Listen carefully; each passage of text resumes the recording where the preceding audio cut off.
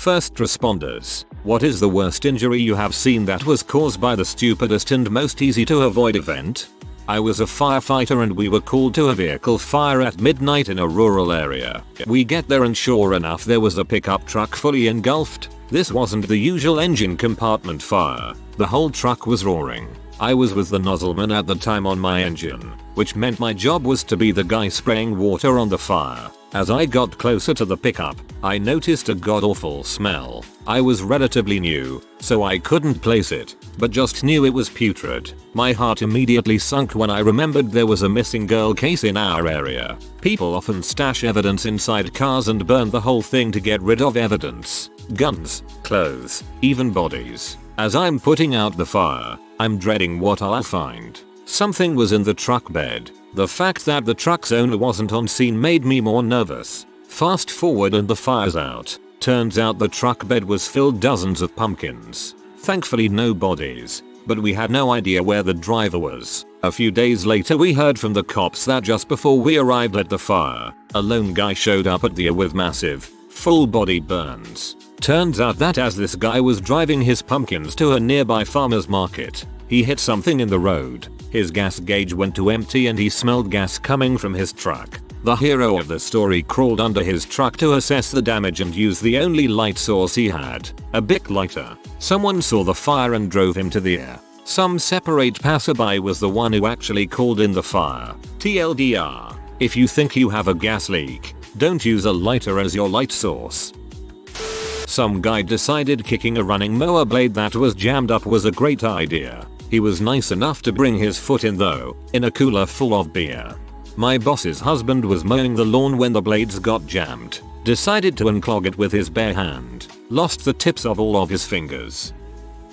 Can't decide, so I'll take two. Worst injuries. Bikers who thought going 300 km per hour on a German autobahn is a good idea because it's legal. Stupidest. A guy who climbed a fence to sneak into an open air concert. His engagement ring got caught on the top of the chain link fence when he jumped down, which degloved his finger and part of his hand. It was past 10 PM, so the gates were open and the entrance was free. An 8-year-old who got his legs chopped off by an industrial-sized lawnmower. His parents wanted him to help out around the neighborhood. He hit a curb and tilted himself out of the driver's seat and promptly got run over. Probably shouldn't give an 8-year-old a two-sided lawnmower. Shouldn't let an 8-year-old use a lawnmower in general.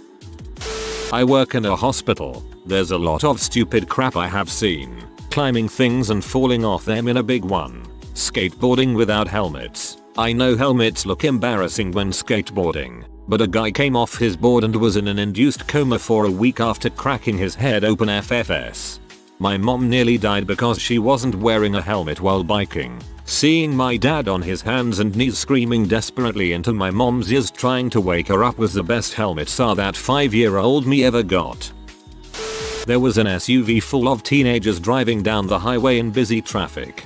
They are driving pretty aggressively. They try to pass a truck but the truck is towing a trailer and can't slow down quickly enough to let them pass before oncoming traffic gets close. So they slow down and try to make a second pass. The 15-year-old in the backseat decides to pull his pants down and hang his butt out and moon the other car. Once they passed, they overcorrected and rolled. The kid doing the mooning was ejected and left half his brains and his left arm in a 75-foot line down the middle of the highway.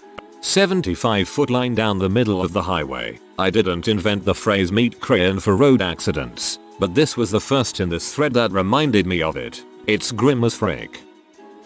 I'm a paramedic. Saw a woman very messed up due to the lack of wearing a helmet on a job site. A big metal beam fell on her head and then landed on her legs, below the knee. Ended up having one leg with a completely broken set of bones beneath the knee. Tipford for those keen to the lingo. She was super disoriented and had memory problems while I was taking care of her. Would forget everything every 5-ish minutes, and would want to take the splinting off her leg when that happened. Pretty crazy. This submission in a nutshell. Wear your freaking helmets, people. I met a guy while I was in the hospital that was getting out after suffering a stab wound to his leg. I asked him what happened and he told me that his friend stabbed him with a carving knife. I asked him why he would do something like that, and he replied, "We were both drunk and decided to see if I could feel it." At least he had a sense of humor about it. A guy I used to know had a similar story about a house party where somebody got shanked just for the heck of it. I'm pretty sure it was also in his leg, though it's possible I've made up that detail. It wasn't a kitchen knife though, it was some kind of personal defense knife. Not sure if it was folding or fixed blade or what. Anyway, moral of the story is, drunk people are morons. My dad is a police officer, and in the first few weeks he was working he had 2 really bad accident calls. The first one was on a local highway where a guy had lost control of his U-Haul and flipped it. He wasn't wearing a seatbelt and was ejected. He landed, most likely already dead, and the truck came to rest on his head. Only his head. This other one's is more gruesome. A homeless man was sleeping under garbage when a garbage truck drove onto him trying to get closer to the dumpster. I know this has been said many times, I think even in Deadpool, but he described it as if you ran over a tube of toothpaste. The top popped and the bottom was completely flat. And I wish I didn't read the toothpaste analogy. My cousin is an EMT and he said one of the nastiest scenes he came upon was a car accident in which the passenger had both of her legs up on the dash. Airbags deployed causing severe fractures on both of her ankles and pushed her knees into her face causing breaking her eye socket. He said she was fully conscious when he arrived and in incredible pain. If I remember correctly, she survived and was expected to make a full recovery. He has a lot of crazy stories, mostly M and drunk drivers though. Never putting my legs on the dash again, I guess. 25 years in the fire service. Pick one. Dropping your crack pipe into your bed and burning off all your skin and a lot of flesh. B. Getting drunk and hitting a tree sideways with your Grand Cherokee so hard that the frame rails met on the other side. Oh. And not being identified for 4 days because all you had was fake id. C. Stopping your car on the side of I-95 to pee at 2 AM. Getting out on the traffic side and getting waffled by a truck. Seriously, freaking drunk drivers. Nothing beats getting out of bed at 1 AM, spending 5 hours watching the statties do their investigation, then going to work on 2 hours sleep.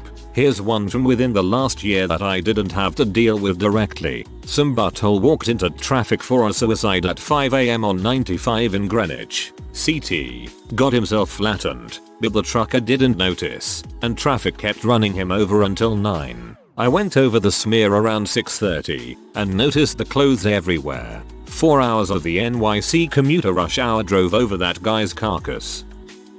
A theater was being renovated. The theater was designed for a specific show, and that show left after something like a 15-year run. One of the design quirks of the theater was a concrete basement underneath the stage, where machinery would push up some pretty impressive set changes from below. This means the stage had giant open holes in it after all that machinery and stuff was cleared out of the basement. The holes in the stage opened up to a 30-foot drop with bare concrete beneath. The crew who was tearing down the stuff on the stage took some precautions to make sure nobody fell into those holes. They put plywood over the holes and set up caution cones all around them. When they finished tearing down all the stuff on the stage, the last things remaining were those cones and plywood. Someone picked up all the cones, and it was our future patient's job to pick up the plywood. These were long sheets of plywood, too big to just throw over his shoulder, so he just picked up one side of the plywood sheet and started walking forward, pushing it along the stage floor. He never even saw the hole he fell through, because the plywood he was pushing blocked his view of his own feet. He fell 30 feet and tumbled on the way down, landing directly only his outstretched hands. He had multiple nasty compound fractures in both arms. Luckily the shattering bones of his arms broke a lot of the momentum, so when his head smashed into the concrete it wasn't enough to kill him. It knocked him unconscious and knocked out all of the teeth on one side of his head. It also crushed and dislocated his jaw. The radial ulnar fractures were the worst. His hands just hung limply, with gore everywhere and his bones clearly exposed on both forearms. He woke up while we were prepping him for ambulance transport. He mumbled something to us, but his speech was garbled and fricked, mostly due to his injury but also due to the spinal immobilization we put on him, which tucks underneath the chin. He kept mumbling Mahawa, Mahahu. After a while, I realized he was trying to tell us that his hands hurt, which makes sense. you know, considering the circumstances. If he fell 30 feet onto concrete, then he was dang lucky just to have survived. Firefighter here. Teenage boy ducked and rolled from a car traveling 40-ish mph because a bee got into the car and he was allergic to bees. Obligatory, not a first responder, but my dad was in the 1970s. One of the stories he told me was he was called to an early morning accident on the 101 where a drunk driver got on an off-ramp and hit another car head on. Both the driver and the passenger in the right-of-way car weren't wearing their seat belts. The driver was impaled on the column of the steering wheel, and the passenger was launched through the windshield and then skid on his head. Both dead at the scene. And the drunk driver? Totally fine since was so drunk he basically went ragdoll upon impact. I'm trying to remember when seatbelts then shoulder belts became ubiquitous and then mandatory. Sometime in the 70s I'd guess. I bought a new car in 1979 with automatic seatbelts shoulder belts that never caught on. M's supervisor of a well-known party campus. Of all the calls with face patients, the winner is a freshman who drank one beer and attempted to slide down the railing of his 4th floor dorm stairwell, only to fall 5 stories, upside down, onto the concrete basement floor with only his head as a cushion. On arrival, the pool of blood, twice his size, gave me no hope when I reached down to check his pulse. To my surprise, he not only survived his ICU hospitalization, he sat next to me on the first day organic chemistry a year later. This is why one of many reasons I don't drink and never will. Thankfully I did not see it, as our response is over the phone, but we got a call from a car that had done a rollover and no one was responding, so we got police out there ASAP. At some point a bystander came to the car and said there was no one inside, which was weird because someone had to have been in there at some point for it to crash, right? Well, about 10 minutes later, the bystander came back to say he'd found the driver, or at least half of him. We had to call the police back and let them know the driver was bisected at the waist. Later on the bystander reported he found the torso as well. Bad day to be a good Samaritan for him, I think. Some of the other people in the office were speculating it was a murder cover-up, but he probably just didn't have his seatbelt on. If your car rolls over and half of you is flying out the window, that's something that happens.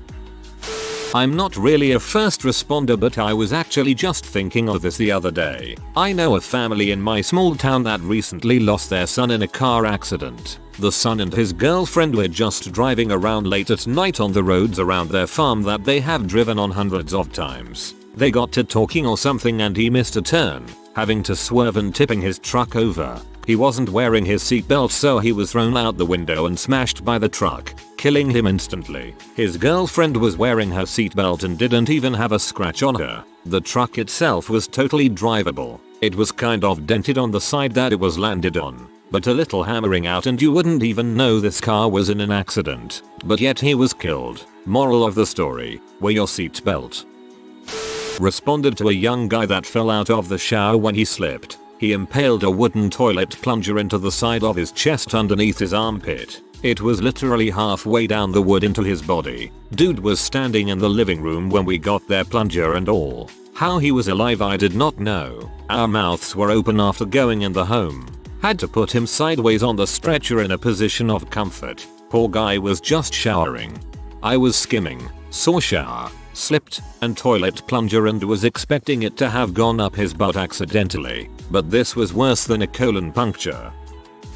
I was at work, sitting there with my boss. This guy comes running in our office and cries for help, talking about his friend standing outside. We walk out and see another young man holding his hand, covered in blood and missing 1.5 fingers. We of course help him, having a first aid kit, and luckily my boss being well taught in first aid. He then got transported by a helicopter. But the interesting thing is how he got his injury. Apparently the guys were having a barbecue and he took a circular saw to cut open their buns. I did this so often. It never went wrong. Later learned that they were able to save at least one of his fingers. That's the most overkill way to open a bun that I can imagine. The worst injury I've seen caused by something stupid was a man who crashed into a tree on the side of the highway. He had a nice gouge in his scalp and totaled his car. The reason he did this? He imagined the exit was about half a mile earlier than it was and tried to merge off onto the grass. He was also high as frick on whippets. Really strange to find an entire box of N02 canisters in someone's passenger seat and an empty whipped cream dispenser, which is the stupidest drug I can think of besides huffing paint. Gunshot wound to the head of a child under 10. His parents left a .40 caliber Glock on a coffee table, the brand being notable only because they lack the typical safety switch. He did not make it and both parents were arrested. I've seen a lot of gory crap online in my time, and some example in real life, but that is the worst. And all because these morons left a loaded, chambered gun with no safety at any level. Absolute stupidity without even considering the father of the child was a convicted felon. I have the sudden urge to go to my kid's school, track him down, and give him a hug. And since the kid's dad is eventually going to inherit some guns, him and I need to have a serious chat about gun safety. Those guns will be in a safe and loaded. Safety's on. Not my story, but one that my paramedic dad has told me a couple times. A lady was standing under a massive oak tree in her yard after a nasty storm had damaged it. One of the limbs, as thick as the trunk on a normal street tree, was cracked, and this lady was just staring up at it trying to figure out what to do when it broke off and crushed her. Apparently it absolutely pancaked her torso head but left her limbs just fine. My dad describes it as exactly like a Bugs Bunny cartoon.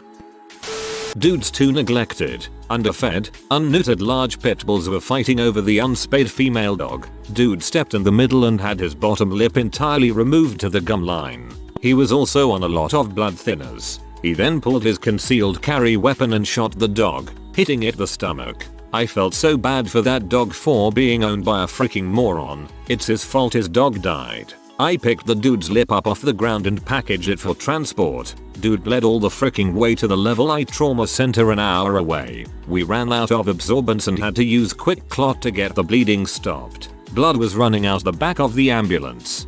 That would have been a sight to see.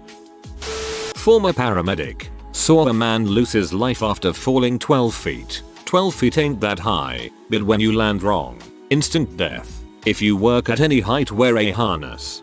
I always like to remind people, the average human is just tall enough that if they stand up straight and fall rigidly forward or backwards onto solid cement, they will gain just enough energy to impart a likely lethal blow. Apply this to things like curbs or other smaller surface areas and it is no contest. That's how freaking fragile we are when it comes to gravity, people.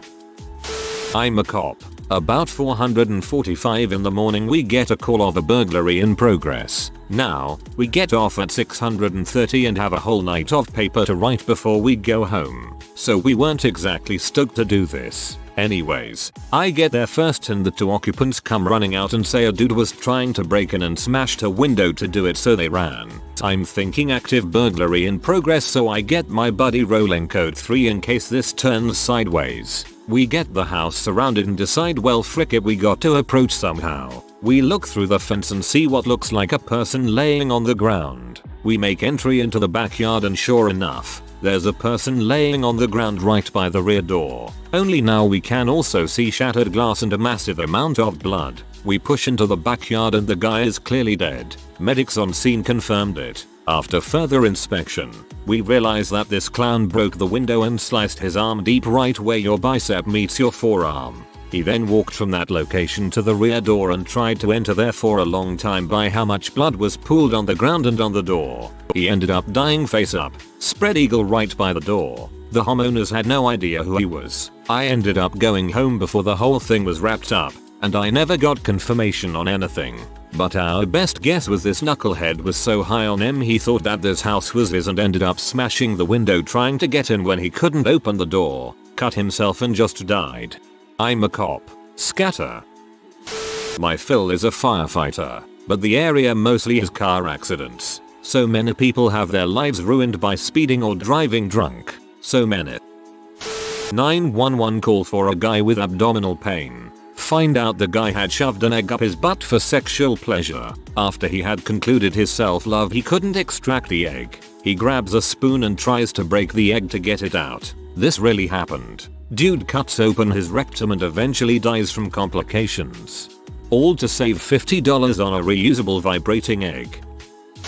My mother was a police explorer in the 80s. She later went on to being a 911 dispatcher. She had to do a ride along as part of police explorers or dispatch training. Can't remember. The town she lived in has lots of gravel roads. On a blistering and muggy Iowa summer, the ambulance gets called to a motorcycle crash. They were speeding down the gravel and he was wearing shorts, sandals and no helmet. He was literally pasted across the gravel which acted like sandpaper. His head split open and his brains were scattered like a Gallagher show, and the smell is something my mom says she can still smell when she tells the story. Gently cooking brains in gravel mixed with the road dust and raw meat smell. Didn't help it was super humid too. The girl riding with him lost 80% of her skin and broke basically everything. She died in the hospital before her parents got there. My mom made me swear to never ride motorcycles. My buddy had a pizza truck hit him while on his bike. Destroyed his bike and safety gear, but besides being in a lot of pain he was okay. I've got one about a drunk driver, which is incredibly stupid to me, but this dude was pretty bad off. He was driving on a major road through my hometown and I happened to be walking to a Taco Bell around 9 PM. So I kinda saw how it happened, with a man in a large pickup truck going about 120 on this road, and slamming into the back of a stopped SUV, who then in turn went spiraling from the force into someone driving on the opposite side of the road. The truck didn't stop, but somehow managed to 180 and go the opposite direction, but drove this time into a ditch and crashed into a telephone pole. I didn't really know which one to go for first, so I chose the truck. When I ran over and opened the driver's side door, the guy was barely conscious, and blood was everywhere. The airbag didn't deploy. When I got him to speak to me I noticed he had no teeth left, as they were all over the ground or smashed. I ended up pulling him out of the car, and setting him upright, using his phone to call the police and then his wife per his request.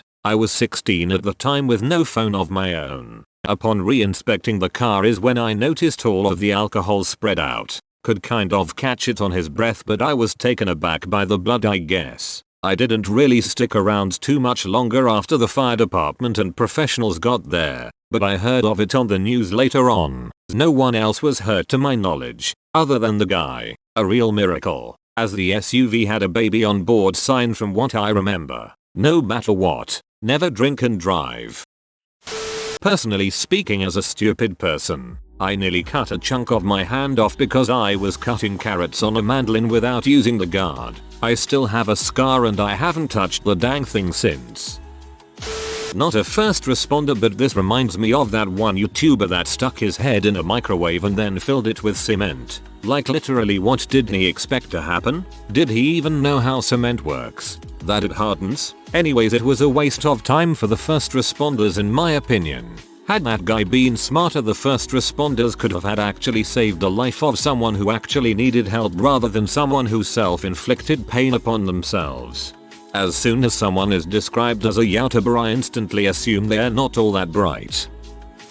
Guy wanted to see what a dong ring felt like, so he used his wedding ring. Couldn't get it off and was ashamed to ask for help until it started turning black and blue and was in extreme pain. Either dude has giant hands or a goddamn spaghetti dong.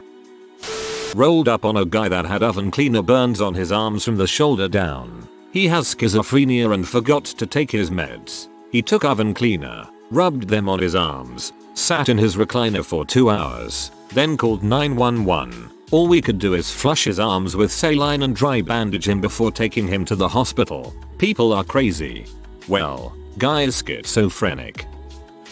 Obligatory not a first responder. My brother was hanging out with our cousin on his birthday. My brother decided to make a quick run to the store for some ice cream. He got on his motorcycle and decided not to wear any gear since it was just a few blocks away. You can see where this is going.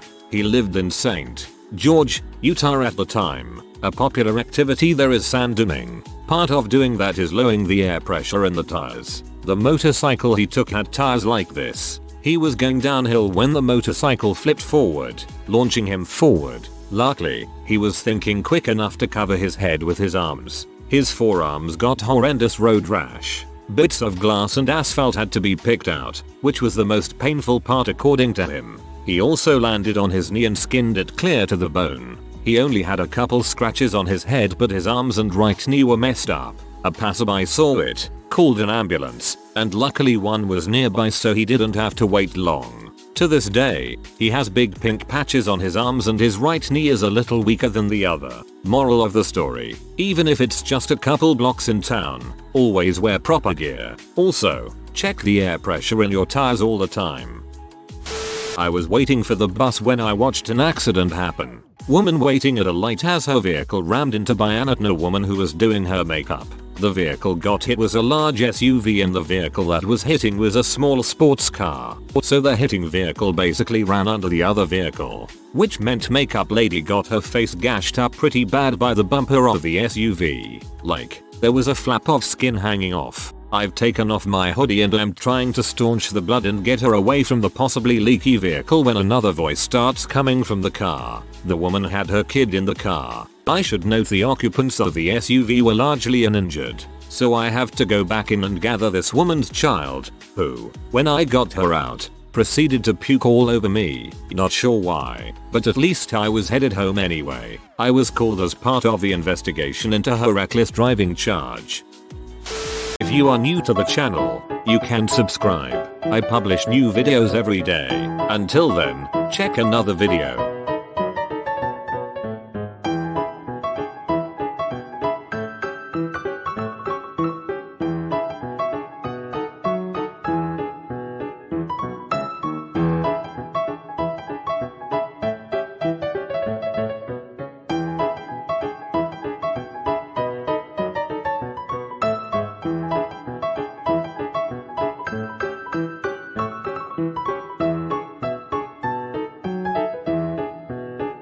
Bye for now.